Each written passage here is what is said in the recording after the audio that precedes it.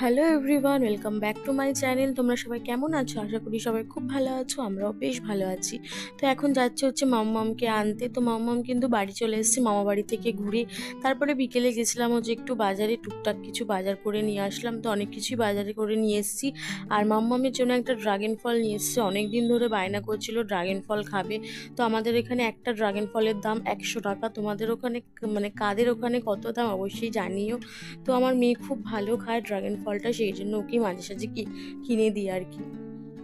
তো এই দেখো ড্রাগন ফলটা কিন্তু একদম ভালো, মানে আমার একদমই পছন্দ হয় না, কিন্তু আমার মেয়ে খুব ভালো খায়, সেই জন্য মেয়েকেই আর কি কিনে দিলাম। তো এই দেখো আমার মেয়ে খেয়ে কত খুশি, কি আনন্দ পেয়েছে ড্রাগন ফলটা পেয়ে, মানে কি ভালো লাগে। তো তারপরে এই যে দুপুরবেলা মেনু, এটা হচ্ছে পরের দিনে। তো দুপুরে রান্না করেছিলাম লাউ শাক, মেয়ের জন্য লাউ শাক দিয়ে রুই মাছের ঝোল, চিংড়ি মাছের ভাপা, ভেটকি মাছের কাটা, তারপরে ডাল, এইসবই রান্না করেছিলাম।